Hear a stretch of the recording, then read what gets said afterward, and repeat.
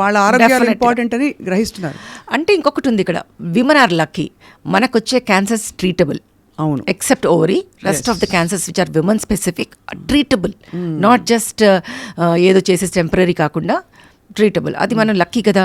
So వాటిని తొందరగా పట్టుకుంటే కంప్లీట్ క్యూర్ తెచ్చుకోవచ్చు కదా. ఇవన్నీ బయటకు వచ్చేసాయి అనమాట చాలా. Correct. So I think we're lucky. But I want pose this in different way. అసలు ట్రీటబుల్ క్యాన్సర్స్ అండ్ ట్రీట్ చేయించుకుంటున్నా కూడా ఎందుకు ఇన్సిడెన్స్ ఆఫ్ క్యాన్సర్ పెరుగుతోంది? Is it again life style and same thing అందరికీ ఉండే?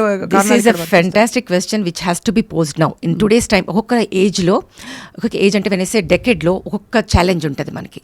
సో ఇప్పుడున్న ఛాలెంజ్ ఇదే. Why are the incidences of diseases increasing? ఇంతకు ముందు వినని డిసీజెస్ ఇప్పుడు ఎందుకు వింటున్నాం? లైక్ PCOS, లైక్ ఎండోమెట్రియోసిస్ ఎక్కువైపోయి, ఫైబ్రాయిడ్స్ ఎక్కువైపోయి, క్యాన్సర్స్ ఎక్కువైపోయి, every other person has thyroid, every other person has diabetes. అవును, ఎందుకు? నార్మల్ గా హెల్దీగా ఉన్న వాళ్ళు ఎవరు కనిపించట్లేదు, చాలా తక్కువ. ఏదో ఒకటి ఉన్న వాళ్ళు ఉన్నారు. ఎందుకు అంటే then we understand. You only answered half my question. Life style కన్నా ముందు మనం మాట్లాడాల్సింది pollution.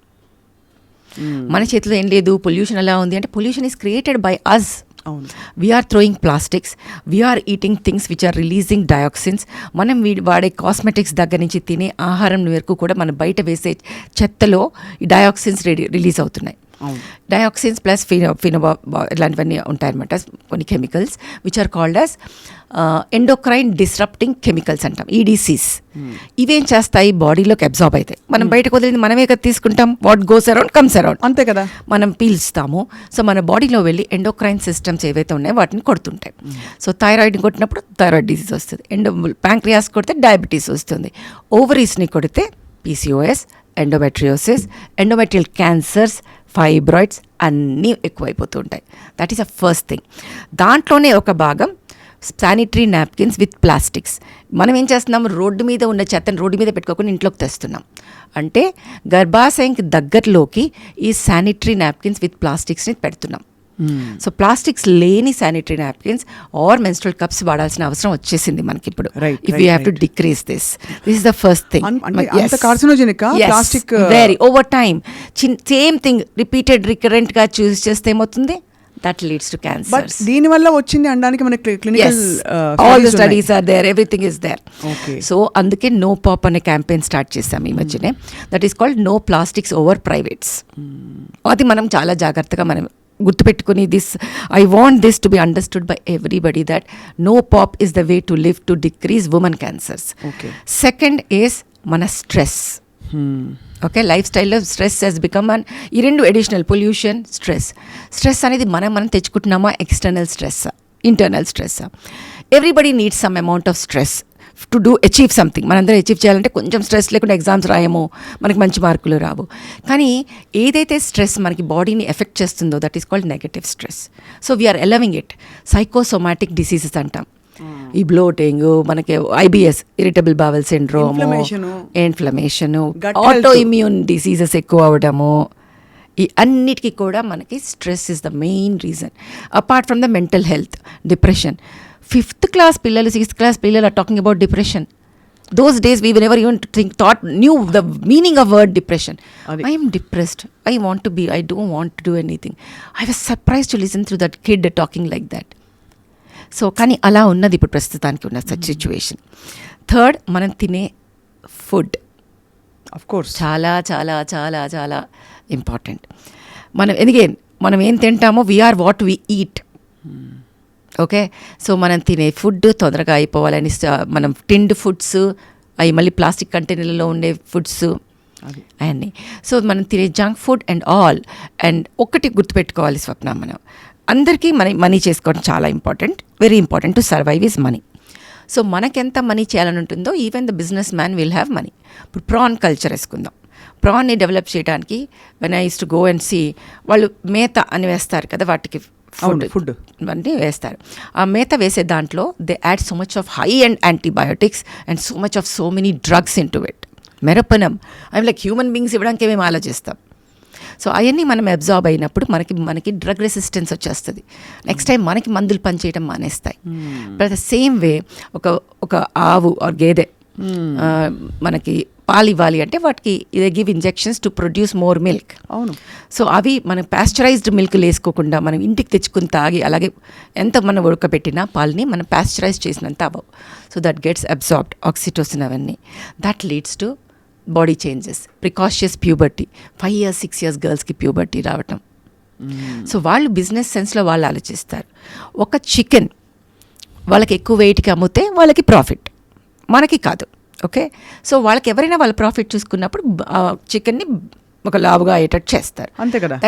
That do it by giving steroid injections, oestrogen, ఇదంతా మన బాడీలోకి వెళ్ళిపోతుంది కదా. ఖచ్చితంగా. That leads to all the problems.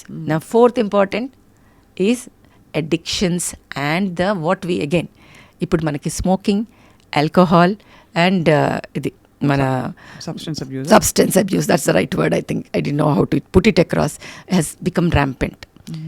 People are not understanding it is rejuvenation, recreation అనుకుంటున్నారు. ODs, overdoses, అవన్నీ మనం ఎంత చిన్నగా ఉన్నప్పుడు, when I used to be a kid, Archie Andrews చదివేటప్పుడు ప్రతి ఆర్చీ వెనకాల సే నో టు డ్రగ్స్ అంటే డ్రగ్సా అంటే ఏంటి, మన ఇండియాలో లేనే లేవు కదా, ఎందుకు ఇవన్నీ వస్తున్నాయి అనుకునేదాన్ని. అలాంటిది ఇప్పుడు when we see kids coming and parents also supporting it, trust me, I have seen certain things. So it's only we know, we are giving what we take only. No, ఇట్లాంటి ఆన్సర్స్ వింటున్నప్పుడు ఏమవుతుంది సమాజం అనే మనల్ని మనం అనుకోవాల్సిన అవసరం వస్తుంది. Huge shift. I think ఈ 20 years లో మీరు అన్నట్టు బాగా డిటీరియరేట్ అయింది అన్ని. ఒక పక్కన మంచి జరిగింది, people are aware about what is happening. ఒక పక్కన it's a norm to think that these are all normal. So all these are the reasons. చాలా వెరీ వెరీ డిస్టర్బింగ్. అయితే ఇవన్నీ మన చేతుల్లో లేవు కదా. మన చేతిలోనే ఉన్నాయి. అంటే మనం తినే ఫుడ్ అవైలబిలిటీ, ఇప్పుడు మనకి డ్రగ్స్ లేనిది ఆర్గానిక్ అంటారు. We don't know how to test also. Pollution, గాలి మార్చలేం కదా మనం. గాలిలో చేసిన చెత్తని మనమే చేస్తున్నాం, వాటిని మార్చాలి. అలా మార్చచ్చు, అలా మార్చాలి. కారకాలు. Did you realize that covid టైంలో ఓజోన్ లేయర్ ఫుల్ మళ్ళీ ఫామ్ అయిపోయింది అని? అసలు ఎవరు బయటికి వెళ్లకుండా మాస్క్ వేసుకుని ఇంట్లో కూర్చుంటే అంత జరిగింది. చెత్త అంతా కూడా వేయకుండా ఉంటే జరిగింది. సో అంత కాకపోయినా కొంచెంలో కొంచెం తేడా రావాలి కదా మనకి. అంతే. అది సో పొల్యూషన్ ని మనం తగ్గించడం కూడా మన చేతుల్లో ఉంది. ఎంతవరకు కుదిరితే అంత ఇండివిజువల్గా ఒక్కొక్కళ్ళు చేస్తూ ఉంటేనే it becomes a huge change in the world. So and exercise, don't forget that. Life స్టైల్లో physical exercise becomes very very important. మీరు జిమ్ చేస్తారా? I try to do what all I can do. I used to do gym for a time. I have my health issues, so I do walking most of the time. I used to play badminton in the middle. అట్లా ఎప్పటికప్పుడు కుదిరే దాన్ని బట్టి ఏదో ఒక physical activity అయితే ఉండాలి. That is very very important. Otherwise you cannot stay fit and that will lead to obesity. Obesity is increased a lot కదా. మనం తినే diet and no couch potato syndrome వల్ల కూర్చోవడం, టీవీ చూడటం అంతే. Womenకి especially ఎక్కువ వర్క్ ఫ్రమ్ హోమ్. అంటే after menopause, around menopause hormones change కదా. We start having android obesity, అంటే పొట్ట చుట్టూ wait వచ్చేయటం.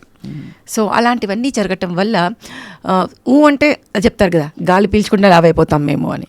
So it's the hormones which play havoc. So we need to be extra after menopause to lose weight. అవన్నీ important. అసలు I mean women's wellness అన్నది ఇంత vast subject. మీరు you been a laparoscopic surgeon, మీరు obstetrician గా you delivered I think వేల babies. And అందరూ mothers చెప్పేది హ్యాపీ, వీఆర్ హ్యాపీ అని. Happy mother, happy child. ఎవరు కారణం ఎవరంటే అది వాళ్ళ ఫేట్. ఎవరి వాళ్ళకి హెల్దీ మదర్, హెల్దీ చైల్డ్ ఇవ్వాల్సిన బాధ్యత మాది. What made you choose gynaecology అండి? సో ఫస్ట్ థింగ్ ఈజ్, నాకు మెడిసిన్ జాయిన్ అయినప్పుడు సర్జరీస్ అంటే అనాటమీ చాలా ఇష్టం. Surgeries I'm always inquisitive about making everything correct, making it right surgically, everything. Any problem remove it and then put it off. So when I came, everybody thought I'll be a surgeon only. Surgery, that's the way it went. Then house surgeons వచ్చేటప్పటికి when I looked around, surgical fields are few. One is orthopedics, one is general surgery, one is gynecology, one is ENT, ophthalm. ఇట్లా కొన్ని subjects ఉంటాయి. I don't want to do super speciality వరకు వెళ్ళకూడదు. End surgeries వచ్చేసి ఇవి మాత్రమే ఉంటాయి. So వీటిల్లో దెన్ మనకి పేషెన్స్ ఉండాలి, మనం ఏం చేయాలంటే కూడా, అవునా? దెన్ ఉమెన్ ఆ రోజుల్లో never use to go to ladies surgeons. We're talking about 91, 92. Okay, so ఆ టైంలో people use to go to men. They use to think surgeons అంటే వాళ్ళకే వచ్చింది. అన్న ఫీలింగ్ అదే. వాళ్ళకి. So only women is to go to gynaecologist. And gynecology is the only field where general medicine and general surgery, both surgery and medicine, where we can use our medical knowledge plus the surgical knowledge. And 50% of population is women, and women will by default come to us, and then we can do what is the best for them and change the thing.